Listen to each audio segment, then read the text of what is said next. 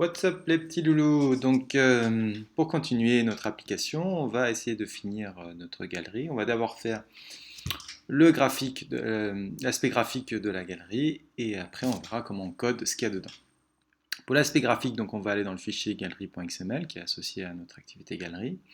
Et vous voyez qu'ici je vous montre le répertoire Drawable parce que j'ai pris la peine de télécharger 6 images différentes que j'ai mis dans le répertoire Drawable. Donc je vous invite à faire ça. Et donc là, on a un linear layout, ce qui me va très bien. Donc le text view, on peut l'enlever maintenant. Ce qu'on va afficher plutôt ici, c'est donc une première image, image view.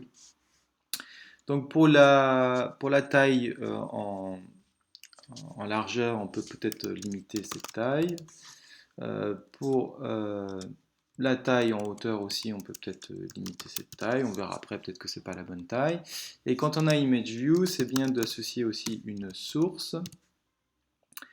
Ce que c'est bien, c'est qu'ils me le mettent directement, voilà. Et donc on va chercher un fichier qui est dans le répertoire Drawable, donc add Drawable, et là on va lui associer la première image. Voilà, et à notre image view, on va lui associer aussi une identité. Chaque fois je me fais avoir. Voilà, identité, on va lui dire image back one. Voilà. Après ça, après ça, on aimerait une vue horizontale, scroll view. Donc, qu'est-ce que ça fait cette horizontale scroll view? Ça permet d'avoir des images qui défilent de manière horizontale. Donc, il y a quelques petits trucs à savoir. Donc, horizontal scroll view. Quand vous faites ça, donc la largeur, on va la limiter aussi, sinon, si on veut scroller, ça ne va pas être terrible. Donc, je vais mettre 300 dp. Voilà, et qu'est-ce qu'il nous fait? Donc il attend la hauteur ici, donc là je peux mettre wrap content peut-être. Et dans horizontal scroll view, il faut lui associer un linear layout. Si vous ne le faites pas, il y aura une erreur. Donc il faut fermer ce linear layout et mettre les choses habituelles, donc Android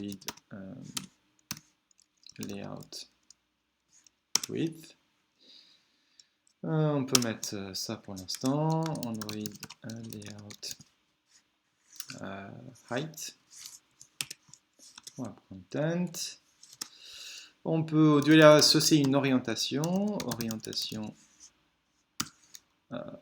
horizontale, voilà. Et donc on a ouvert notre Android. J'ai fait une petite erreur là, donc je vais récupérer ça. Ça va dans mon horizontal scroll view. Voilà, et mon linear layout, je vais le fermer à la fin, ce sera fait. Vous voyez que je le ferme différemment ici. Je n'ai pas le bon truc. Voilà. Voilà, je le ferme ici. Je vais faire attention à l'indentation. Voilà.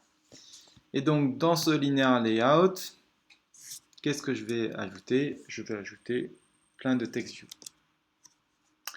Image view, pardon. Donc, je vais en ajouter un premier, image view.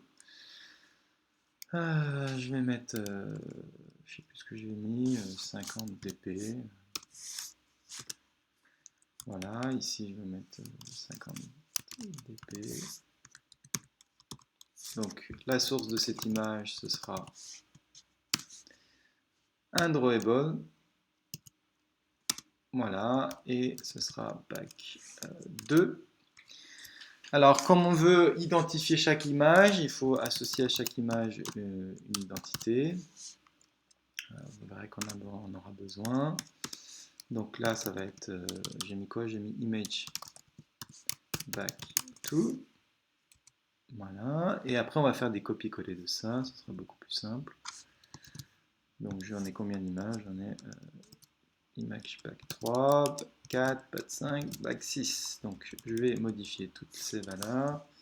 6, 6, 5, 5. Donc Vous y allez tranquillement, hein. 3, 3, 2, 2 et 1. Donc, on peut regarder ce que ça donne, s'il y a des erreurs ou pas, si ça ressemble à quelque chose au niveau design. Voilà, donc c'est pas très joli, c'est pas très centré, et vous voyez qu'il n'y a pas d'espace entre chaque photo, ce qui n'est pas génial non plus. Par contre, mon scroll view ne marche pas parce que les images ne prennent pas cette place, donc on peut peut-être ici monter un peu, mettre en 200, comme ça le scroll view servira vraiment à quelque chose.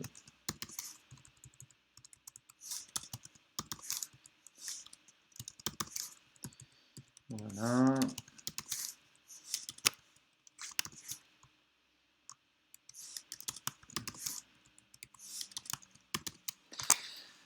Et donc on a dit quoi? On a dit qu'il fallait associer un padding. Qu'est-ce que c'est un padding? C'est simplement l'écartement entre deux images qui se suivent. Donc on va mettre un écartement de 20 par exemple, 20 dp, voilà. Et on va recopier ça dans toutes les cases pour que ça soit un peu plus joli. Voilà.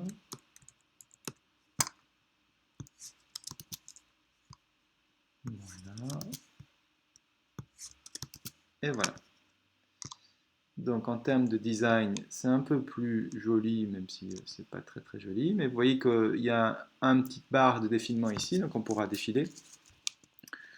Peut-être ça, on peut le centrer aussi. Image View. Donc Android Layout Gravity, si je ne me gourre pas, égale Center. Qu'est-ce que ça nous donne? Voilà, un peu plus joli ici. Et puis on va rajouter un bouton, on a dit, pour quand on a fait la sélection de l'image, on aimerait bien qu'une fois que l'image est sélectionnée, on l'utilise comme un background. Donc on va rajouter un, pas ici, pas dans Horizontal Scroll View, mais en dessous, on va utiliser un type bouton. Wrap Content, voilà, on va lui associer un nom d'identité, voilà, et ça on va l'appeler, comment je vais l'appeler,